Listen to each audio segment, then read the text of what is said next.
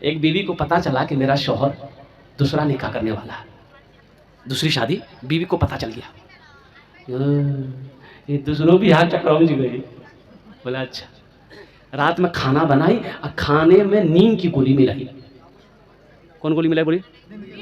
نیند کی گولی ملائی. یہ نوجوان اب آج جمعرات تھا، کل جمعہ تھا، کل جمعے کی نماز کے بعد دوسری شادی کر لیتا، دوسرا نکاح کرنے کا اس کا ارادہ تھا، پورا فائنل سب کچھ ایک دم پھیٹ پھاٹ کر لیا تھا. بیوی نیند کی گولی ملائی کھانے میں، نوجوان سویا تو خوب سویا، 3 دن تک سوتے رہا. اتوار کو اس کی آنکھ کھلی تو سوچا کہ جمعہ ہے آج. اس کو کیا معلوم ہم 3 دن سوتلے ہیں. وہ سمجھا جمعہ ہے، جمعرات کو سوئے ہیں، رات میں جمعہ ہے. وہ جلدی اٹھا، واش روم میں گیا، نہایا دھویا، نکلا اور کرتا پہنا، دیکھا کہ جمعہ کا ٹائم ہو گیا ہے. تو پیچھے سے بیوی کہتی کہاں جا رہے ہیں؟ بولا جمعہ پڑھ لے. بیوی بولی آج جمعہ نہیں اتوار ہے. 3 دن تک ستلے تھے.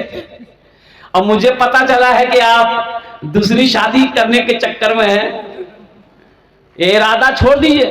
ابھی ایک ٹیبلٹ کھلائے ہیں، 3 دن تک ستلے تھے. ارادہ اگر نہیں چھوڑے تو ایسی ٹیبلٹ کھلائیں گے قیامتیں اٹھیے گا. بولا نہیں، ہم دوسری شادی نہیں کریں. میرے بچوں ایک بات یاد رکھو، ہم انگریزی کے خلاف نہیں ہیں.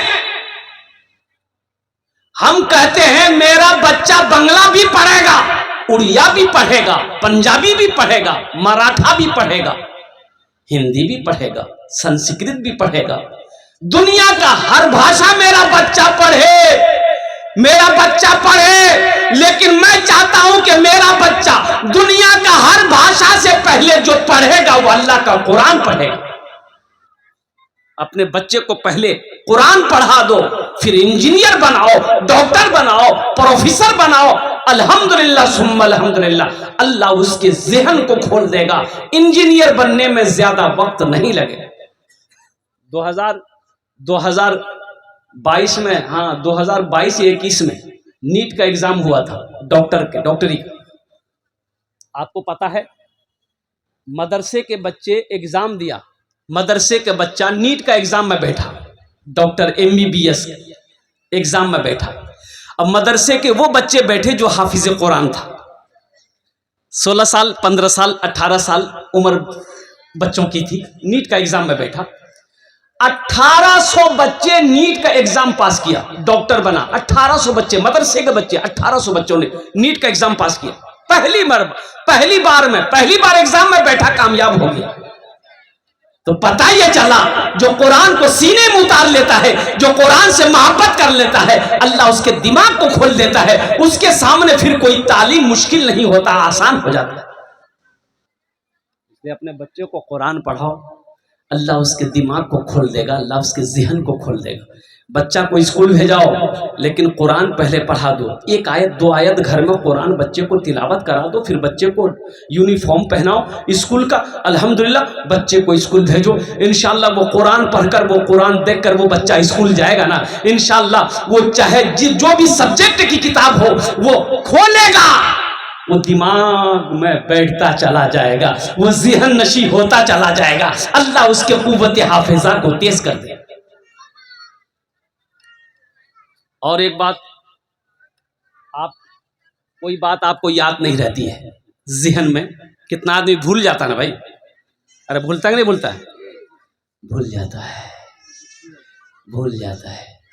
ایک نوجوان بولا کہ میرے ابا مر گئے. تو اس کا ایک ساتھی بولا ارے کلے تو تیرے ابا زندہ تھے، کلے تو دیکھے تیرے ابا زندہ تھے، مر کیسے گئے؟ بولے میرے ابا کو بھولنے کی بیماری تھی. بولا بھولنے کی بیماری تھی تو بھولنے سے اور موت کی کیا تعلق ہے؟ بولا نہیں، میرے ابا بہت بڑے بھولکر تھے، سانس اوپر لیے اور نیچے چھوڑنا بھول گئے، اسی میں مر گئے. اتنا بڑا بھولکر. کسی کو بھولنے کی بیماری ہے، قرآن پڑھو، انشاءاللہ بھولنے کی بیماری ختم ہو جائے. قرآن پڑھو، قرآن دیکھو. اور ایک پیغام قرآن کے حوالے سے، مسلمانوں دنیا کے اندر میں کوئی ایسی کتاب نہیں ہے کہ جس کتاب کو کوئی دیکھے اللہ اس کے گناہوں کو معاف کر دے. کوئی کتاب ہے؟ ارے کسی مذہب کے پاس کوئی کتاب ہے ہی نہیں ہے. کسی مذہب کے پاس کوئی کتاب ہے ہی نہیں ہے کہ کتاب کو دیکھے اللہ پاپ کو دھو دے، گناہوں کو دے دے، لیکن مذہب اسلام کے پاس میں وہ کتاب موجود ہے، لا ریب کتاب اللہ کا قرآن ہے۔ اللہ کے رسول کہتے ہیں کہ جو بھی مسلمان قرآن کو دیکھے گا اللہ اس کے گناہوں کو مٹا دے گا۔ ارے سبحان اللہ بولو تو ماشاءاللہ۔ اللہ گناہوں کو مٹا دے گا، اللہ گناہوں کو دے دے گا۔ تو بتاؤ جب قرآن دیکھ لے مسلمان، اللہ اس کے گناہوں کو معاف کر دے، جو پڑھے گا تو اس کا مقام کیا ہوگا؟ جو پڑھے گا قرآن، جو پڑھے گا اس کا مقام کیا ہوگا؟ صحرا میں جنگلوں میں بیابان میں پڑھو، صحرا میں جنگلوں میں بیابان میں پڑھو، صحرا میں جنگلوں میں بیابان میں پڑھو، مینار گر پڑے ہے تو میدان میں پڑھو، یہ بے خبر نجومی تمہیں کیا بتائیں گے، کل ہونے والا کیا ہے یہ قرآن میں پڑھو، کل ہونے والا کیا ہے یہ قرآن میں پڑھو۔ انشاءاللہ آخری پیغام تھا قرآن کے حوالے سے جو میں نے آپ تک پہنچایا ہے۔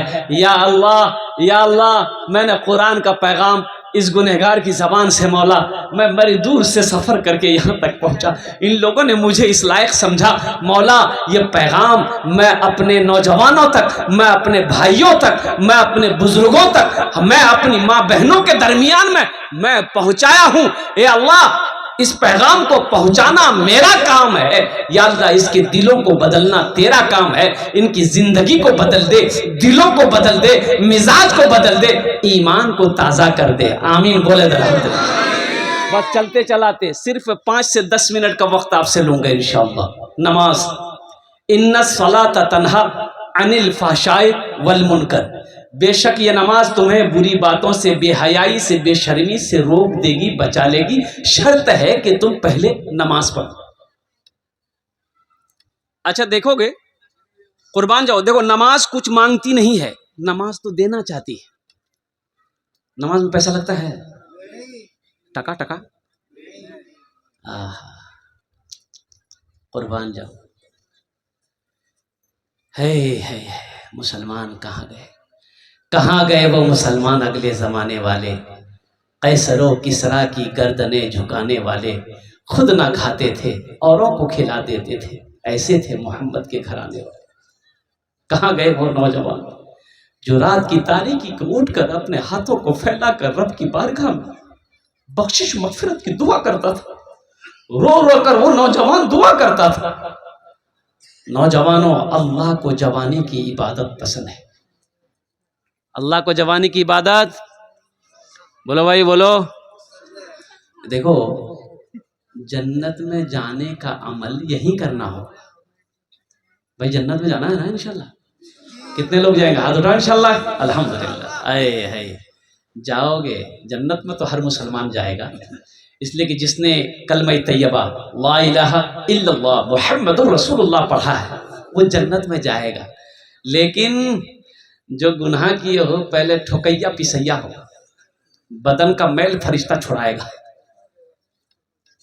ہاں جنت میں سب جائے گا، ہر ایک مسلمان جنت میں جائے گا، لیکن بوڑھا لوگ جنت میں نہیں جائیں گے۔ بوڑھا لوگ جنت میں، ارے بولو نا۔ اچھا بوڑھے لوگ سوچ رہے ہوں گے مولوی صاحب کیا بول رہے بھائی، ہم 5 وقت کی نماز پڑھتے ہیں، رمضان کا روزہ رکھتے ہیں، قرآن کی تلاوت کرتے ہیں، ہم ہی جنت میں جائیں گے؟ تو ہاں بوڑھا بن کر نہیں جائیں گے، اللہ جوان بنا کر جنت کے اندر میں داخل کرے گا۔ سبحان اللہ بولے ماشاء اللہ۔ اللہ جوان بنائے گا، سب کی عمر 33 سال 32 سال 33 سال کی عمر ہوگی، قربان جاؤ اللہ بڑھاپے کو ہٹا دے گا، جوانی لائے گا۔ یہاں سے لے کر یہاں تک اللہ سونے کا کنگن پہنائے گا اور قربان جاؤ بڑا خوبصورت بنا کر اللہ جنت میں داخل کرے گا، اور جنت میں داڑھی کا جھمیلا نہیں ہوگا۔ داڑھی کا جھمیلا، ہاں نوجوان لوگ بڑا خوش ہوتا ہو کہ بڑا اچھا رہے گا، لیکن سنو داڑھی، اس لیے تو میں کہتا ہوں دنیا میں داڑھی رکھو، جنت میں داڑھی نہیں رکھنا ہے، وہاں ایک دم کلین شیٹ رہے گا، ایک دم صاف صاف شفاف چکا چک جھکا جھک، داڑھی کا سسٹم نہیں جنت میں۔ اوہ اچھا، جنت وہ جگہ ہے جہاں پخانہ پیشاب نہیں ہوگا، پخانہ پیشاب اس کا جھمیلے نہیں ہے، لیکن کھائے گا آدمی، آدمی کھائے گا، خوب کھائے گا۔ کیسے کھائے گا؟ وہاں چبانے کی بھی ضرورت نہیں ہے۔ دیکھیں یہاں اگر آپ کو میٹ کھانا ہے، گوشت کھانا ہے، تو پہلے کسائی کے یہاں جائیں گے، بھائی کسائی کے یہاں جائیں گے نا، کسائی کے یہاں جاؤ، گوشت لے کے آؤ، گھر میں آؤ، بیوی کو دو، بیوی گوشت دھوئے گی، مسالہ پیسے گی، کوکر میں چڑھائے گی، گیس جلائے گی، وہ پکے گا پکے گا پکے گا، پک گیا دسترخوان بچھے گا، پلیٹ نکلے گی، گوشت نکالو گے، روٹی ڈباؤ گے، اب وہ گوشت بوٹی اٹھا کے دانت سے چھیڑو گے، دانت سے چباؤ گے، تب وہ گھرپ۔ لیکن جنت میں یہ سسٹم نہیں ہے۔ کھانے کا من کیا، اللہ گوشت کھائیں گے، بس گوشت آیا آیا گپ گپ، جھمیلا ختم۔ وہاں چبانے کی ضرورت نہیں ہے۔ جس چیز کی بھی خواہش ہوئی، ہم فلا پرندہ کھائیں گے، چرندے کھائیں گے، مٹھائی کھائیں گے، رسگلہ کھائیں گے، جو کھائیں گے، سیب کھائیں گے، انار کھائیں گے، بیدانا کھائیں گے، خواہش پیدا ہوئی، آیا گپا گپ۔ اچھا وہاں نکلے گا کیسے؟ بھائی یہاں کھانا کھاتے ہیں تو پخانا ہوتا ہے نا، بھائی یہاں کھاتے ہیں تو بیت الخلا جاتے ہیں نکلتا ہے۔ قربان جاؤ، اللہ کے رسول نے ارشاد فرمایا وہاں پخانہ پیشاب کی حاجت نہیں ہوگی۔ کیوں؟ اس لیے کھانا کیسے ہضم ہوگا؟ تو کھانا وہ جنتی کے بدن سے ایک پسینہ نکلے گا، اس پسینے میں خوشبو ہوگا، سبحان اللہ بولے دماشا، بڑا خوشبودار پسینہ ہوگا، کھانا ہضم، پسینہ نکلا کھانا ہضم، پھر بھوک لگی پھر لیا، تو جنت میں بہاریں پیدا ہوں گی۔ اچھا جنت میں ایک مرد کو، اے نوجوانوں سنو، اپنی نگاہوں کو نیچی رکھو، جب راستے میں چلو نا کسی کی بہو بیٹیوں کو تاک جھانک مت کرو، اللہ اس کا انعام دے گا تم کو۔ اللہ نے قرآن میں کہا کہ اے مومنو مردو سنو، جب راستے میں چلو تو اپنی نگاہوں کو نیچی رکھو۔ اپنی نگاہوں کو تم رکھتے ہو؟ ادھر بھی دیکھتے ہو، ادھر بھی دیکھتے ہو، یہ بھی خوبصورت ہے، یہ بھی بیوٹیفل۔ ایک ایک موبائل میں دو دو تین تین لڑکی کا نمبر، اس کو بھی ہائے اس کو بھی آئی لو یو۔ اب کس سے وہ پیار کرتا پتہ نہیں چلتا۔ ہم کہتے ہیں ہم اجازت دیتے ہیں نوجوانوں سنو، ایک پسند ہے کر لو، کیا کر لو، ارے کیا کر لو بولو نا، دوسری پسند ہے اس کو بھی کر لو، تیسری پسند ہے کر لو، چوتھی پسند ہے اس کو بھی کر لو، اس کے بعد بھی پسند تمہاری ختم نہیں ہو رہی، جس کا مطلب تم کو کھجلی کی بیماری ہے، یہ پسند نہیں ہے، اللہ نے اجازت دیا ہے چار کی، کتنوں کی؟ ما طاب لکم من النساء مثنا و ثلاث و رباع، ایک پسند کر لو، دو پسند کر لو، تیسری پسند کر لو، چوتھی پسند کر لو، لیکن سنو آگے آیت یہ کہتی ہے کہ اگر تم چار کر لیتے ہو تو چاروں کے درمیان میں عدل انصاف کر سکو تب کرنا چار، اگر انصاف نہیں کر سکو تو پھر ایک ہی کافی ہے، سبحان اللہ بولے تو ماشاء اللہ، ایک ہی کافی ہے۔ اور سنو، ایک بیوی کو حلال کمائی سے، ہاتھ کے کمائی سے، محنت کی کمائی سے اگر اس کو کھانا نہیں کھلا سکتے، تمہارے بدن میں طاقت نہیں ہے تو تم نکاح نہ کرو، روزہ رکھو، ایک تسبیح لے لو، پہاڑ پر چڑھ جاؤ، اللہ اللہ کرتے مر جاؤ۔ بات سمجھ آ رہی ہے نا؟ ہاں एक बीवी को पता चला कि मेरा शौहर दूसरा निकाह करने वाला है, दूसरी शादी, बीवी को पता चल गया। ये दूसरों भी हाथ चक्रों में गई। बोला अच्छा। रात में खाना बनाई और खाने में नींद की गोली मिलाई। कौन गोली मिलाई बोली? नींद की गोली मिलाई। ये नौजवान, अब आज जुमेरात था, कल जुमा था, वो कल जुमे की नमाज के बाद दूसरी शादी कर लेता, वो दूसरा निकाह करने का उसका इरादा था, पूरा फाइनल सब कुछ एकदम फिट फाट कर लिया था। बीवी नींद की गोली मिलाई खाने में, नौजवान सोया तो खूब सोया, 3 दिन तक सोते रहा।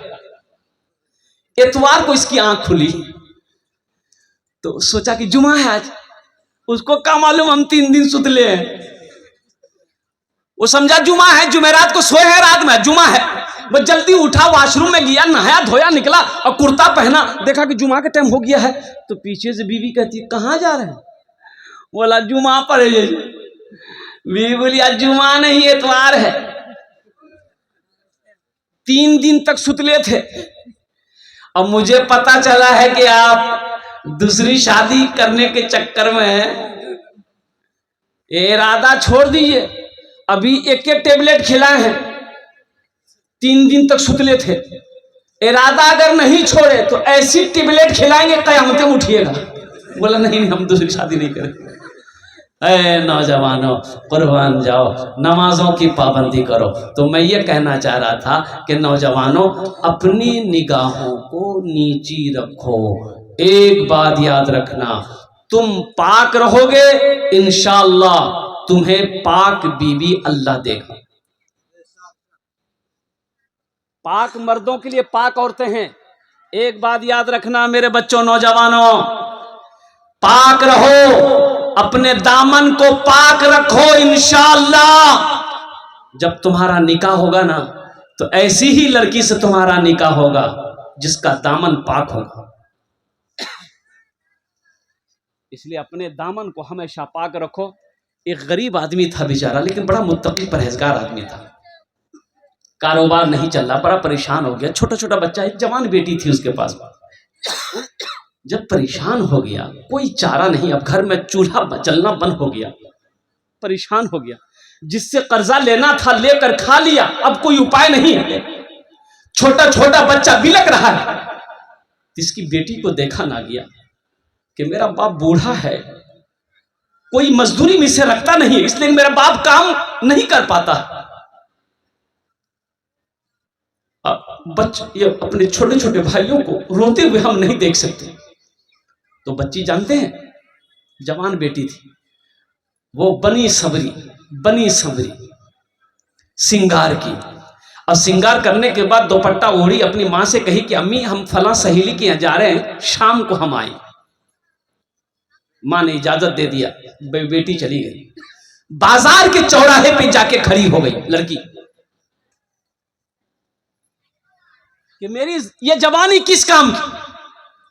मेरा बूढ़ा बाप काम नहीं कर पाता है, मेरे घर में चूल्हा नहीं जल रहा है, मेरा छोटा छोटा भाई रो रहा है, कोई मदद करने वाला नहीं है।